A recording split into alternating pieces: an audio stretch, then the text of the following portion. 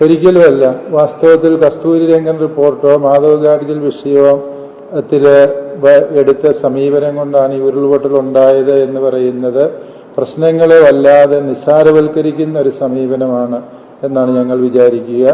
കാരണം ആഗോളതാപനം വഴി ഇവിടെ അതിവർഷത്തിന്റെ സാധ്യതയുണ്ടായിരിക്കും.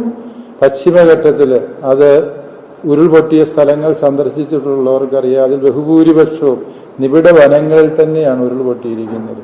അതുകൊണ്ട് കർഷകർ ഏതാനും കൃഷികൾ നടത്തിയത് കൊണ്ടാണ് ഈ ഉരുൾപൊട്ടൽ ഉണ്ടായത് എന്ന് പറയുന്നത് തെറ്റായ നിരീക്ഷണമാണ്.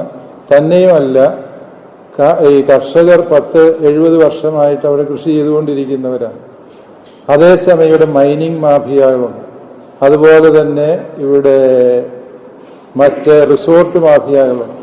അവരുടെ പ്രവർത്തനങ്ങളൊന്നും തടസ്സപ്പെടുത്തുന്നില്ല എന്നുള്ളതാണ് മറ്റൊരു വിരോധാഭാസം എന്ന് പറയുക.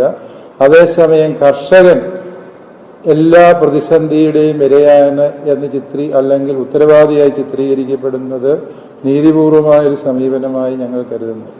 വയനാട് ദുരന്തം ദേശീയ ദുരന്തമായി പ്രഖ്യാപിക്കണം എന്നത്, അതിലൂടെ ഈ അഫക്റ്റഡായ ആളുകൾക്ക് ഗുണം കിട്ടുന്നുണ്ടെങ്കിൽ തീർച്ചയായും അത് ദേശീയ ദുരന്തമായി പ്രഖ്യാപിക്കണമെന്ന് തന്നെയാണ് എല്ലാവരെയും പോലെ സഭയുടെയും ആഗ്രഹം.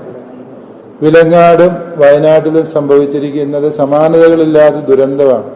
എന്തെങ്കിലും തരത്തിൽ പ്രഖ്യാപിക്കുന്നത് കൊണ്ട് ഗുണമുണ്ടോ ഇല്ലയോ അതിന്റെ രാഷ്ട്രീയത്തിലേക്ക് ഞങ്ങൾ പ്രവേശിക്കുന്നില്ല. മറിച്ച് ഏതുതരം പ്രഖ്യാപനമാണോ ഈ ദുരന്തബാധിതരെ സഹായിക്കുന്നത് അതിന് സഹായകമായ പ്രഖ്യാപനം ഉണ്ടാകണം എന്ന് സഭ ആഗ്രഹിക്കുന്നു.